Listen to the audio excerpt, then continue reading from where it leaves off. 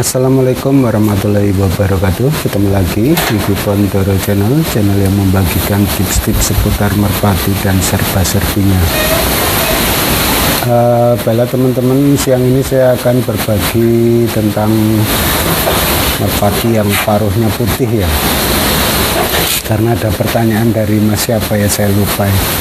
Tadi sudah saya baca, tapi karena ada teman datang ngobrol lupa namanya tapi teman subscriber ya, semoga nanti teman yang menanyakan itu menonton video ini ya. Mas Marsam atau siapa ya, lupa saya ya. Nah, gimana kriteria untuk merpati yang paruhnya putih ya? Ada yang putih, ada yang merah, ada yang hitam. Kalau dibandingkan dengan yang merah, mana lebih bagus? Kalau saya perhatikan ya, yang pernah saya amati, ini semua dari hasil pengamatan saya dalam belajar merpati ya teman-teman ya.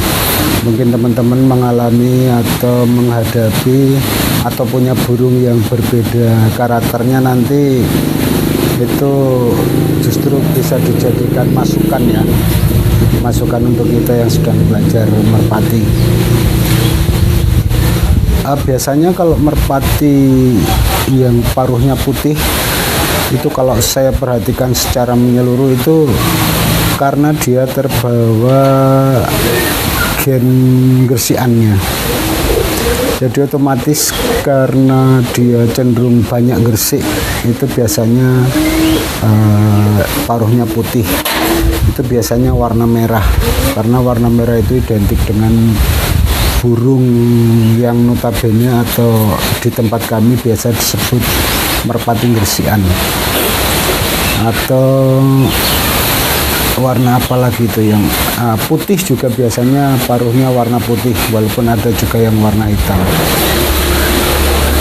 Kemudian perumpungnya, perumpung apa itu ya,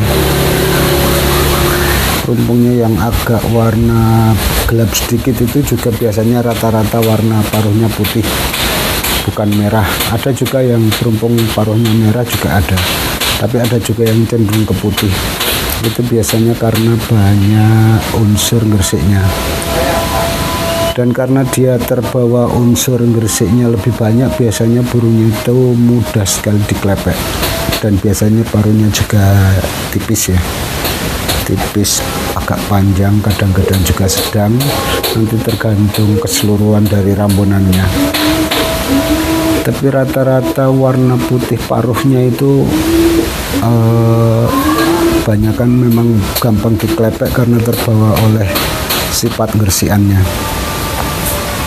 Saya punya burung itu warna merah telampik, itu yang saya beli di pasar itu, yang pada awalnya saya memang rencanakan untuk player, kemudian karena dia susah sekali giring, akhirnya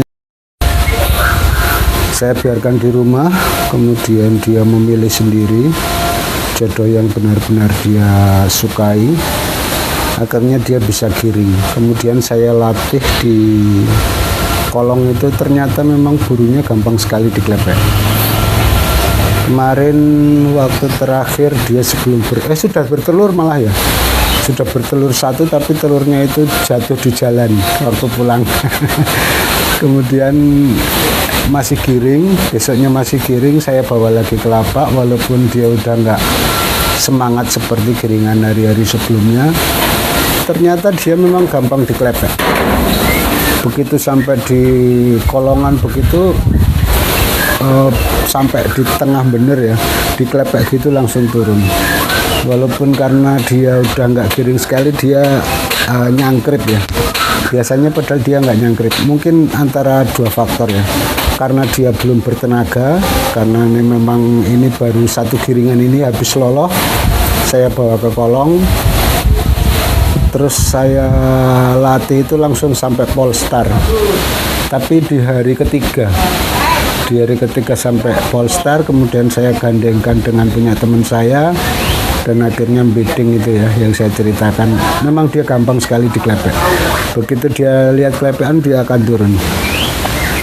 Dan kebetulan dia tulangannya Jawa, paruhnya putih gresik, kemudian kepalanya agak lancip ya, kayak jambe itu ya, kayak jambe. Kalau yang jambe atau apa ya yang begitu ya istilahnya ya, kebanyakan saya lupa untuk mengistilahkannya, tapi kayaknya jambe ya, jambe sigar atau gimana itu.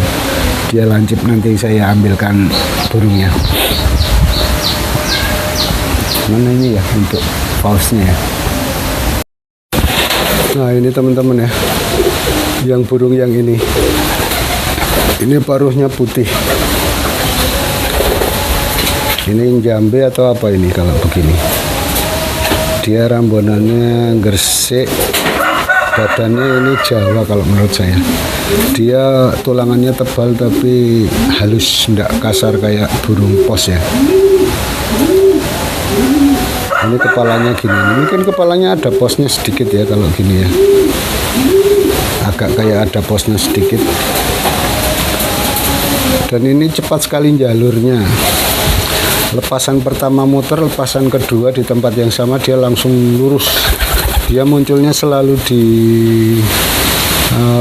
di as ya, di tengah itu. Kalau di kolongan itu pas di tengah ini. Dan dia kalau dari jauh dapat klepek dia juga turun. Kalau dibiarkan sampai di agak ke tengah langsung diklepek dia juga turun. Tentu teman-teman ingat ya yang sudah mengikuti video saya dari dulu, ini burung ini saya beli di pasar. Memang rencananya ya burung yang tadi itu sebenarnya memang sudah saya rencanakan ini ya untuk player. Tapi karena ya itu tadi waktu itu susah sekali giring, maka saya diamkan saja. Oh ya, ini pertanyaannya Mas Marsam ya, saya baru ingat ini. Kalau yang paruh putih itu gimana? Kalau paruh putih ya itu ya Mas Marsam, karena dia ada rambunan gersiknya. Walaupun itu nanti badannya atau tulangannya itu ada posnya atau Jawa atau gresik murni, itu nanti dia punya karakter yang gampang sekali diklepek. Terutama kalau dia unsur gersiknya banyak, itu biasanya dia gampang sekali diklepek. Makanya kalau terlalu banyak gersiknya itu kadang-kadang cepat hilang kalau kita nggak sabar. Karena ya itu gampang klepekannya itu, sedangkan memorinya agak kurang sedikit. Makanya kalau saya agak cenderung cocok untuk kolongan yang terbangannya cuma sekitar 1 kilo, kemudian dia terlihat, tentu saja didukung dengan mata yang bagus ya. Walaupun menurut om saya, teman-teman pemain yang sudah senior, kalau dapat gersian yang bagus juga bisa balen ya.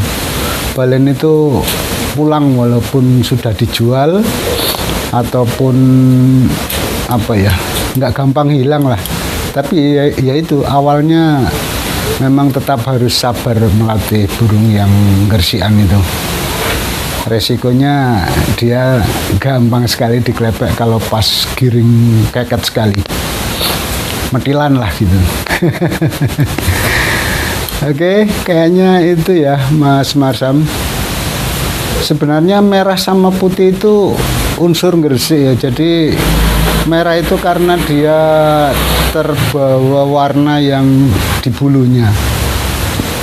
Karena biasanya kalau warna merah paruhnya putih. Kalau misalnya tritis dia ada gersiannya banyak, unsur gersiknya dia jadi merah bukan putih. Sebenarnya dia unsur gersik itu. Dan cenderung kenceng sama gampang klepek. Itu yang saya tahu ya Mas Marsam. Dan juga teman-teman sekalian kalau memilih burung di pasar itu coba perhatikan paruh putih atau paruh merah itu sama saja menurut saya. Nanti tinggal di badannya apa untuk mendukung kecepatan dia manuver atau bidding. dan bentuk badan tentu saja ya. Kalau panjang itu biasanya bagaimana, kalau pendek bagaimana, itu nanti didukung dengan tulangan yang bagus, dia kencang.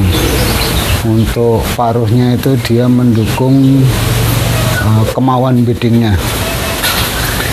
Itu biasanya yang saya tahu. Semoga ini bermanfaat ya untuk teman-teman yang sedang mencari merpati di kolongan maupun di rumahan, dan semoga ini bermanfaat. Akhir kata, wassalamualaikum warahmatullahi wabarakatuh.